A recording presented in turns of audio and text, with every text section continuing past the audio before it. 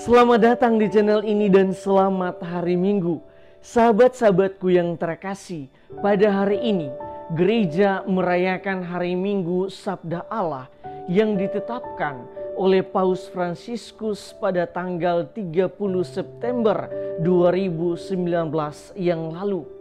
Bersamaan dengan itu, negara kita, negara Indonesia masih berduka berhubungan dengan bencana di beberapa daerah. Pada tanggal 22 Januari kemarin, kota Manado dan sekitarnya kembali dilanda banjir besar.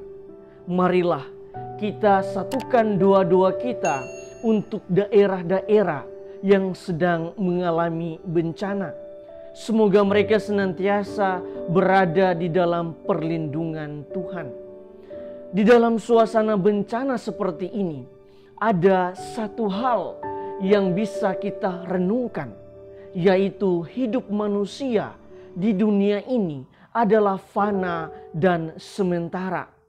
Sekalipun kita memiliki uang miliaran rupiah di ATM kita, tetapi jika pesawat yang kita tumpangi jatuh di hutan belantara, maka ATM yang berisikan uang miliaran rupiah itu pun tidak ada artinya. Atau sekaya-kayanya manusia memiliki rumah bertingkat-tingkat dan mewah, tetapi jika banjir dan gempa datang bersamaan, maka bisa dipastikan rumah itu hancur dalam sekejap. Berhubungan dengan semua ini, Santo Paulus di dalam bacaan kedua menegaskan orang-orang yang mempergunakan barang-barang duniawi seolah-olah sama sekali tidak mempergunakannya. Sebab dunia seperti yang kita kenal sekarang ini akan berlalu. Singkatnya, dunia ini fana dan sementara. Dalam permenungan saya, pesan Santo Paulus pada hari ini ibarat suara kenabian Nabi Yunus seperti yang diceritakan di dalam bacaan pertama.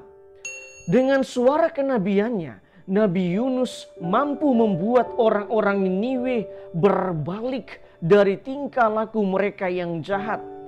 Dan Yesus pun di dalam bacaan Injil hari ini mengingatkan kepada kita, waktunya telah genap, kerajaan Allah sudah dekat, bertobatlah dan percayalah kepada Injil. Sahabat-sahabatku yang terkasih, marilah kita merenungkan sejumlah rema permenungan berdasarkan perayaan dan bacaan-bacaan hari ini. Pertama, hal mendasar yang perlu kita sadari terus-menerus ialah hidup di dunia ini adalah sementara. Kebahagiaan duniawi bukanlah tujuan akhir dari hidup kita. Oleh karena itu, sebagai orang beriman, salah satu hal yang harus kita lakukan secara terus-menerus ialah bertobat. Pertobatan yang dimaksudkan di sini ialah marilah kita secara terus-menerus mengevaluasi diri berhubungan dengan hal-hal yang tidak berkenan dengan sabda Allah itu sendiri. Kedua, di dalam Injil hari ini, Yesus menekankan, bertobatlah dan percayalah kepada Injil. Itu artinya Injil atau kitab suci atau sabda Allah haruslah menjadi prioritas di dalam hidup kita. Dan sebaliknya, prioritas kita bukanlah pada hal-hal yang bersifat duniawi. Karena sabda Allah itu bersifat kekal dan akan mengantar kita pada tujuan akhir dari hidup kita di dunia ini, yaitu keselamatan. Maka di tengah bencana, di tengah goncangan yang saat ini kita alami, hal yang perlu kita lakukan ialah berpegang teguh pada sabda Allah itu sendiri. Sebab sabda Allah itu hidup dan akan selalu menjadi spirit di dalam kehidupan kita. Namun pada setiap bencana manusia selalu bertanya, di manakah Tuhan? Masih adakah Tuhan? Padahal Tuhan senantiasa hadir di dalam setiap sabdanya. Oleh karena itu tergantung dari kita manusia sendiri seberapa banyak dan seberapa sering kita membaca, mendalami, menghidupi sabda Allah itu sendiri. Sehingga kita tetap kuat dan tenang dalam menghadapi berbagai peristiwa yang terjadi. Kita patut bertanya, kitab suci yang kita miliki, seberapa sering kita membaca, kita merenungkan, dan kita menghidupinya.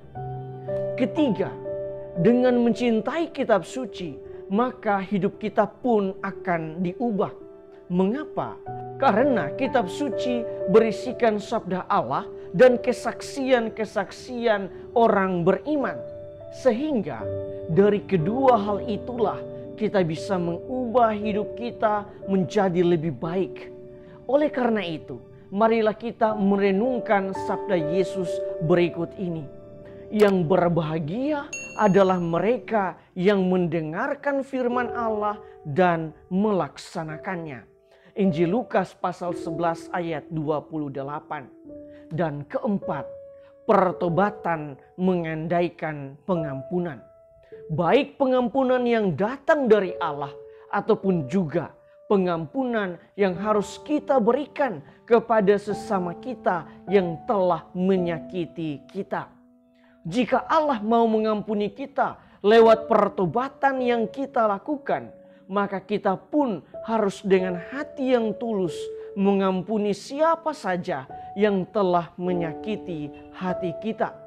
Sebab dengan pengampunan maka kita akan memperoleh kedamaian hati dan jiwa.